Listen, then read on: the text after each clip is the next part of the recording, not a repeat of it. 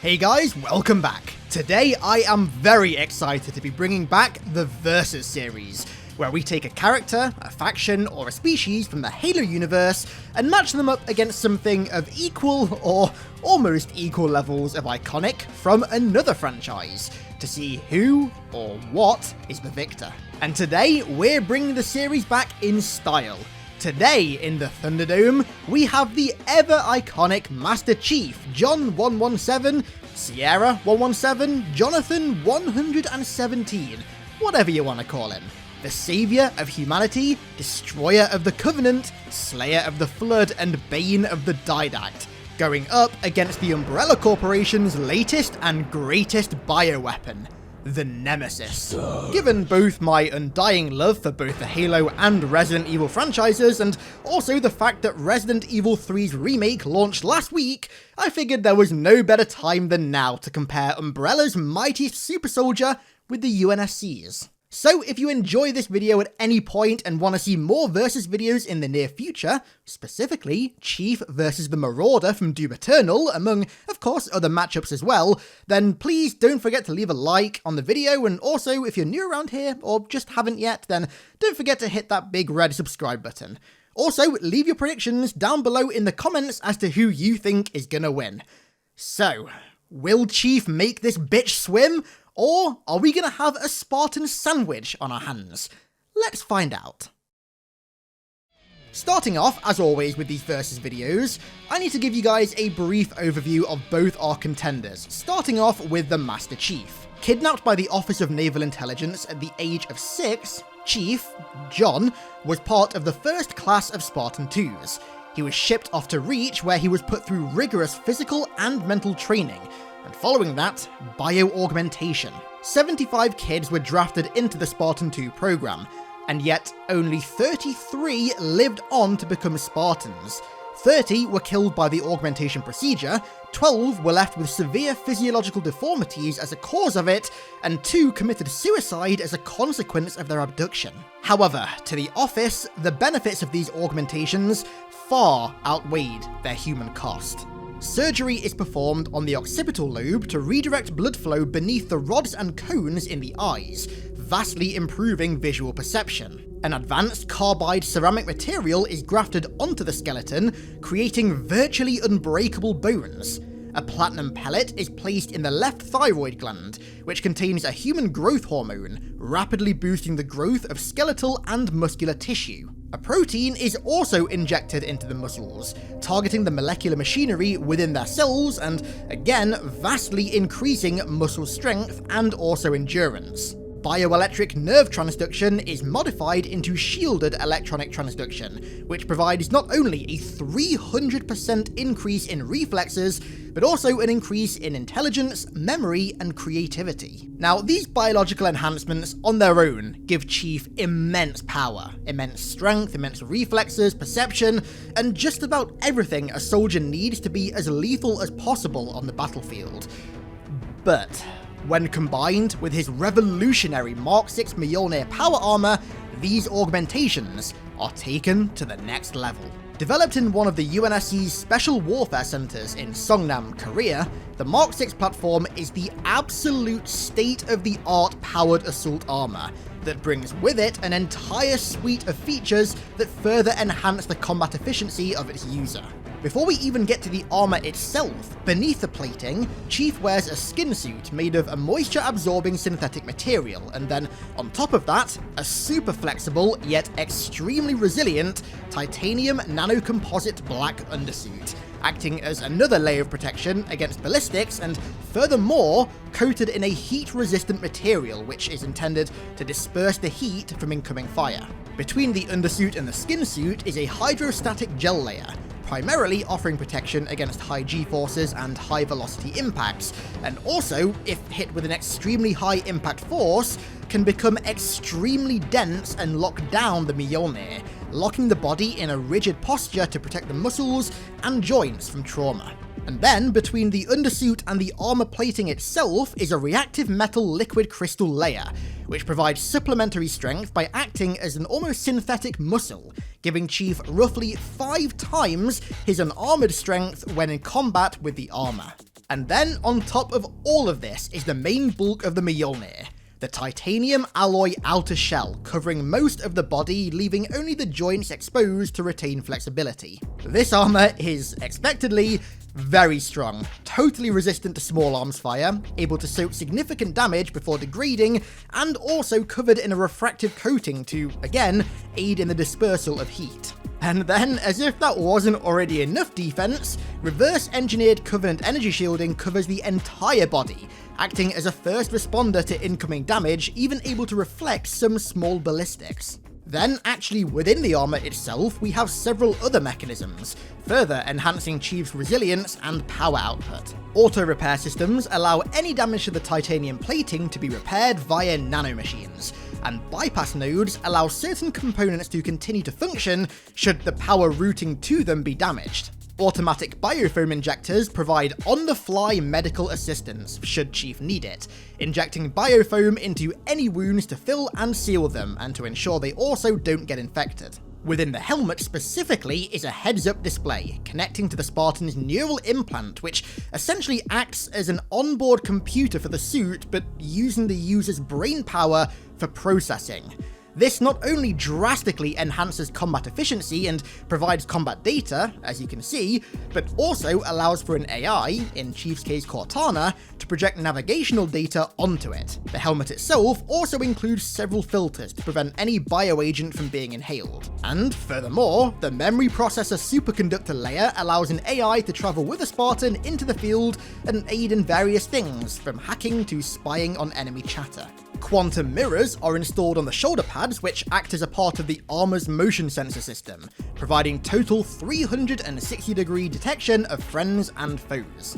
Reactive circuits are installed in the neural implant, which amplify Chief's reflexes by literally connecting it to his thoughts, so his reaction time is about as close to instant as it's humanly possible to be. And force multiplying circuits are spread throughout the armor, which, again, significantly enhance his strength and speed even further, particularly in hand-to-hand combat. The suit is powered by a fusion reactor, which is built actually into the suit itself, as opposed to being a sort of external unit that's attached to the suit, which allows for totally unhindered movement. And in the unlikely event of Chief falling in battle, he can activate a fail-safe detonation system, which overloads this reactor, burning everything in a 10-meter radius before exploding. Whether Chief will need this fail-safe system in his fight against the Nemesis? Well, you'll just have to wait and see. So, now that I've laid out the true power of Sierra 117 and how the power is enhanced tenfold by his Mjolnir Mark 6 armor, it's time to take a look at his contender for today. Bring on the Nemesis! The Nemesis T-Type Infected, the latest model in the Umbrella Corporation's Tyrant bioweapon program, was the pinnacle of the company's research and development into bioorganic weaponry. Now, just a quick FYI, if I say the word Vi, then there's a chance that YouTube will demonetize this video, so instead of saying T and then the word, I'm just going to call it T. Hopefully that makes sense. So, the Nemesis was actually born out of a flaw with the original T.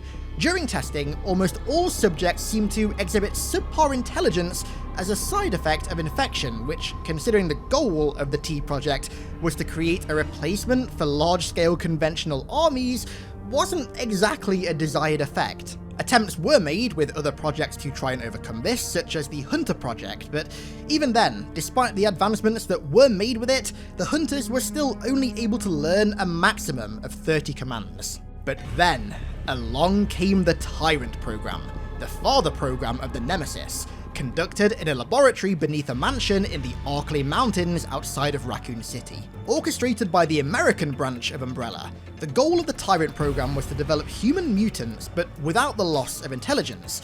Meanwhile, the European branch of Umbrella would begin the Nemesis project, which aimed to utilize an artificial parasite that could take over the brain functions of a typical infected, thus circumventing the loss of intelligence. These two projects were developed in tandem, both with the same goal but competing against each other, starting in 1988, but it wasn't until 1998 that they would provide results. Umbrella USA created both the T-002 and the smarter, more successful T-103, which during the summer of 1998, Umbrella Europe would requisition as a part of their Nemesis project, and it's with this tyrant model that Nemesis was born. Their genetically engineered Nemesis Alpha parasite was implanted into the brain of the T-103, giving it human-level intelligence, self-awareness, and the ability to handle weapons, and thus created the Nemesis T-type, aka the Nemesis. This creature was then sent into Raccoon City, which was in the middle of a cataclysmic T outbreak, to hunt down the surviving members of the Special Tactics and Rescue Service who destroyed the Arklay lab, to test out its efficiency in the battlefield. And this is where we get to its biology and combat capabilities, of which are extreme, to say the least. Firstly, considering the Nemesis is literally just a modified T-103, it shares the same base physiological traits as the 103. These include super strength, an often fatal obsession with completing their assigned orders, rapid cellular regeneration, offering near instant healing of wounds, and extreme combat sustainability. In fact, this cell regeneration is so rapid that, if left uncontrolled, can lead to mutations, which causes the creation of the super tyrant forms, but more on that in a minute. These traits are vastly increased, however, upon the insertion of the Nemesis Alpha parasite. The parasite secretes chemicals within the tyrant, which give it that sort of brown and almost corroded appearance, and also further enhance the regenerative capabilities of the Nemesis, almost like it's overclocking them in a way, leading to even greater and even more aggressive mutations than the regular tyrant. In its normal form, the Nemesis is able to operate weaponry, from a flamethrower, which it can even fashion into a lance once broken, to a rocket launcher, as well as fight in hand-to-hand combat. It can sprint extremely fast, and even leap across the ground at high speeds, or even rarely onto walls. It also gains the ability to roar, which stuns anyone in its vicinity, an ability which is carried through both this stage and stage 2 of mutation. Out of its hand, it can sprout a long tentacle that can be used to grapple onto victims, to stab them, or even turn zombies, and possibly even regular people as well, into carriers of the parasite. If it suffers minor damage, it'll be briefly disabled, allowing its cells to regenerate and heal. But if it suffers significant damage, then it almost over-regenerates, leading to numerous different stages of mutation. Stage 1 is the first Nemesis form, and Stage 2 is an almost dog-like beast, much bigger than its first form, sporting infinitely larger muscle mass and subsequently strength, and complete with the usual tentacles, razor-sharp spikes, of which can actually infect a healthy human with T if they pierce the flesh, massive claws, and the ability to sprint on all fours exceedingly fast on the ground, and thanks to its claws, also while running on walls and climbing up structures of all size. This form really embodies the term monster. Stage 3, however, is a bit of a weird one. So, after having its Stage 2 mutation seemingly destroyed by being submerged in a lethal acid, the Nemesis mutated into a behemoth slob of biomass, tentacles, arms, and teeth, presumably a consequence of suffering such significant damage across its entire body by the acid. Now, I think it goes without saying that this thing is extremely strong, considering its immense size.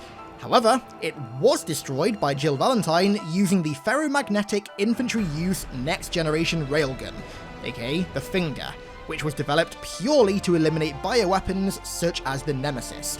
Now, as far as we can tell, this massive railgun, or one functionally very similar to it, are the only things that can actually kill this Stage 3 mutation, and quite possibly the Nemesis at any stage of mutation for good. So, if you want to permanently put down a Nemesis, then you need one of these bad boys, or something very similar to it. And so, I think that that's all you need to know about Chief's BOW contender for today, Nemesis. Now, I think it's finally time to get this battle underway. Before we begin the battle, however, we first need to set the stage. The year is 2552, in a parallel Halo timeline. Humanity won the Battle of Reach, dealing a massive blow to the Covenant war effort and pushing them back into their own dark corners of the galaxy, but at a grave cost.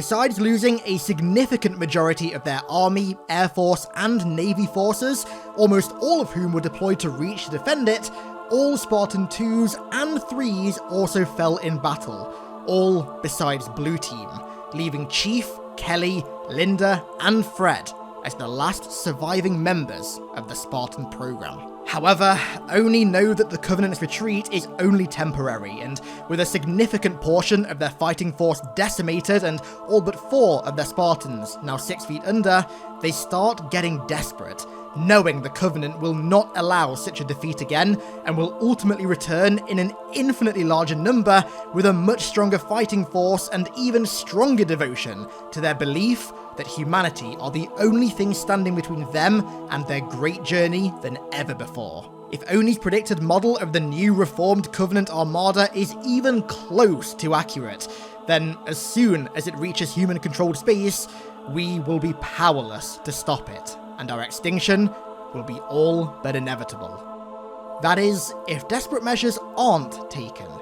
So, with no time to restart the Spartan program or draft armies even close to what would be needed to stop the Covenant, a drastic contingency plan is enacted. Oni, in total secrecy, issue the biggest subsidy in human history to a bioweapon research company, fronting as a pharmaceutical to the general public, the Umbrella Corporation. Oni and Umbrella had been in constant talks for years regarding their T project, and the office had constantly refused to purchase it for use against the Covenant. Even Oni had too much of a conscience to use it. Until now. However, before it's used against the Covenant, it first needs to be tested to measure its true efficiency, specifically on a large sample size. And so, in Raccoon City, a large, Midwestern city in the USA on Earth, Oni secretly released T, sparking an outbreak that infects the entire city in a matter of hours. Blue Team are quickly deployed to, at least as far as they are aware, aid the ODSTs and UNSC troopers stationed there in containing the outbreak before it spreads beyond the city. However, Oni and Umbrella have an ulterior motive. By sending in Blue Team, not only are they testing the efficiency of T against elite super soldiers, data that can be extrapolated to the higher ranking Covenant forces, but they'll also be testing the efficiency of Umbrella's newest bioweapon, one that they promised the office would provide a rapid successor to the Spartan program, the Nemesis project. At the same time as Blue Team, the Nemesis is sent into Raccoon City to hunt down the remaining Spartans, just as it was for the remaining STARS members in a separate universe. Throughout the course of the outbreak, Blue Team are picked off one by one by the Nemesis, proving itself as a more than adequate successor to the Spartans, until it's just Sierra 117 left, and so our battle officially commences. Starting off with the Nemesis in its first stage of mutation, the standard Nemesis Tyrant, I think that Chief takes the cake here. The weaponry used by Nemesis would honestly be its biggest advantage that it would have over Chief. His energy shields are pretty coincidentally weak to fire, rockets, and melee, the 3 main forms of attack this Nemesis has. However, despite their susceptibility, the same cannot be said for his armor.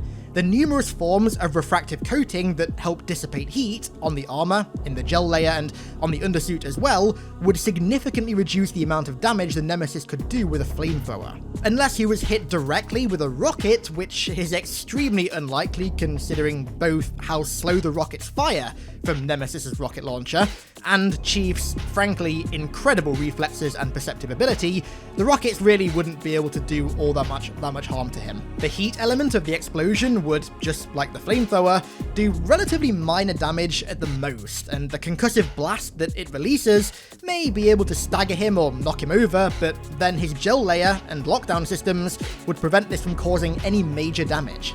In CQC, with the Nemesis using either its fists or the broken flamethrower fashioned into a lance, Chief would again come out on top. His reflexes, reaction time, and perception would make it near impossible for the Nemesis to even land a hit on him, and using his strength and CQC proficiency, he'd be able to counter the attacks and deliver heavy blows in return. On the off chance the Nemesis could land a blow and break through his shields, however, I do think that it would be able to do significant damage to Chief's Mjolnir. We saw in Halo 5 that just a kick from Locke, albeit another Spartan, managed to shatter his visor, and we know that his armor plating has been damaged before from heavy impacts and also explosions, so I think there's a chance Nemesis could deal some pretty hefty damage to his Mjolnir plating if given the chance. However, I think the armor plating is as far as this damage would go. Again, Chief's gel layer and his undersuit would just absorb most of the impact, and again, if there was too much to absorb, then they'd just lock his suit down to prevent any significant limb damage. I think the only way that Nemesis would be able to deal fatal damage to Chief in stage 1 of its mutation would be if it somehow caught him off guard and picked him up like it does to Jill.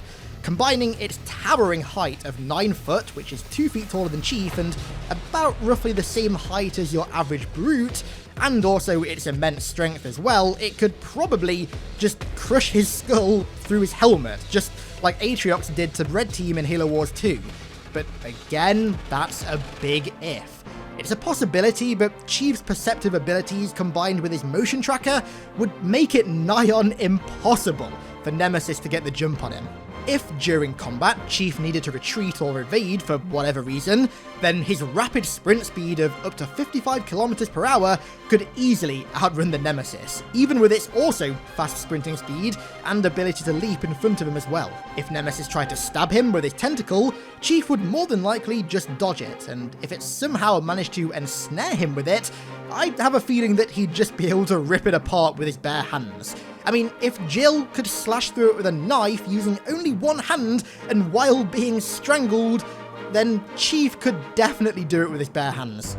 And so, using his immense firearm proficiency, I can firmly say that Chief would be the victor against the Stage 1 Nemesis. Using well-placed ballistics fire from a Magnum, BR, or AR, he could very easily disable the Nemesis before using heavier, primarily fire or heat-based weaponry like a flamethrower, a spanker, or a Spartan laser to outdamage its cellular regeneration and destroy it. However, as we know, this is only the beginning. From here, the Nemesis will overheal, causing it to mutate into its Stage 2 form. And this is where the fight starts to get interesting, and far, far less one-sided. With the Nemesis in this form, the advantage that Chief previously had in terms of strength and speed is no more. In fact, he's now at an immense disadvantage in both of those traits.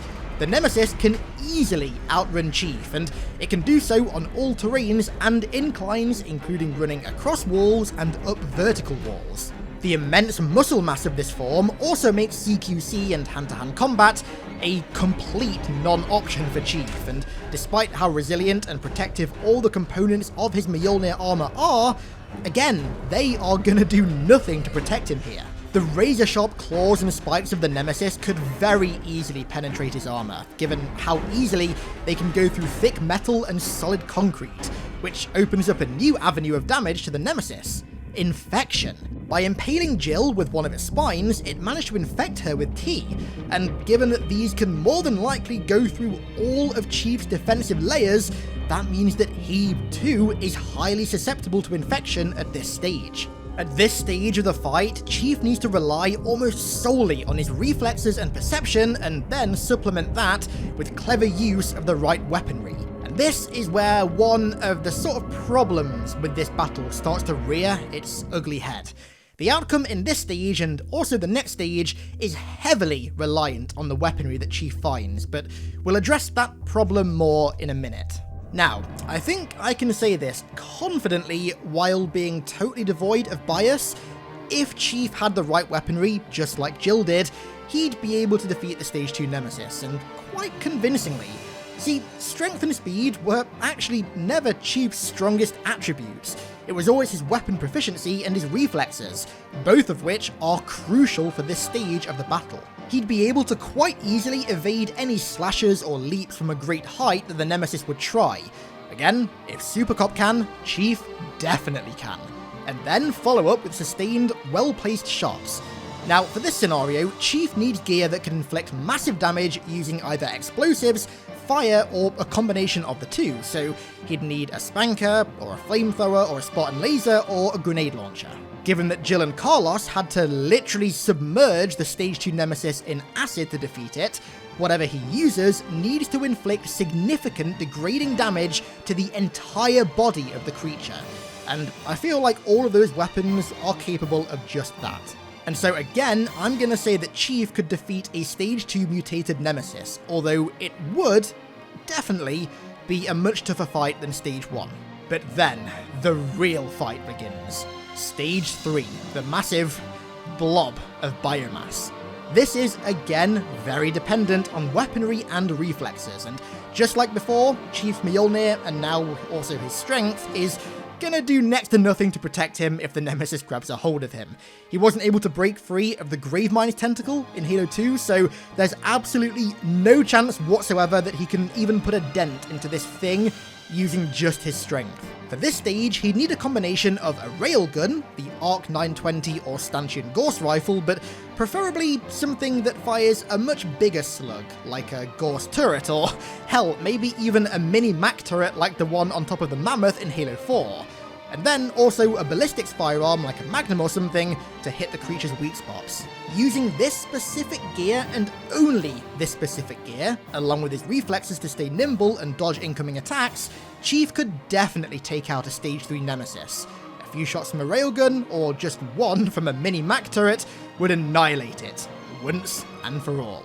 And so, who comes out of this battle the victor? Well, at first, the answer might seem quite simple. Master Chief. However, like I said numerous times, whether he could defeat a Stage 2 or Stage 3 Nemesis would be heavily reliant on whether or not he could find the right arms at the right time. If, like Jill, he could, then he'd be fine, I think, but if not, then the mutated Nemesis would likely prove too much for Chief, and that's why deciding on the victor of this battle has been so difficult. If you want to ignore the context of the situation that Chief finds himself in and just compare the two based on their base traits, then I'm afraid the Nemesis comes out on top quite easily when it mutates. But if you want to be more realistic with the fight, and presume that, again, like Jill, Chief is able to find the right weaponry for the right job, then Chief definitely comes out on top. I don't want to say it'd be a convincing victory by any means, but I think it goes without saying that he'd find the Nemesis an easier adversary than Jill did if he was geared correctly. And so, with all the technicalities of this battle now out in the open, it's time to crown our victor. The winner of this versus matchup is the Master Chief. I say that totally unbiasedly, like with all of these versus videos. I'd personally much prefer to take the realistic route with this fight. It makes it much more interesting, if you ask me. And if you do go that route, with Chief managing to find the right gear, he comes out on top every time, if you ask me.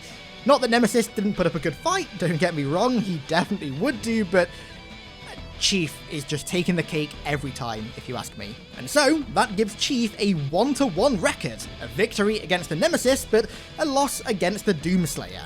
And also, the Halo universe, a 2-0 record versus the Resident Evil universe, with the Flood managing to best the T and G, and Chief besting Nemesis. And so, I think that's everything settled. If you enjoyed this video and want to see more versus videos in the near future, then please do not hesitate to leave a like, subscribe if you haven't done already, and also leave a comment telling me your thoughts.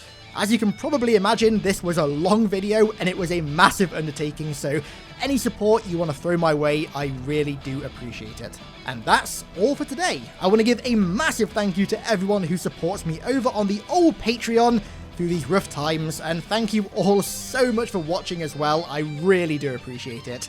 And I'll catch you all in the next one.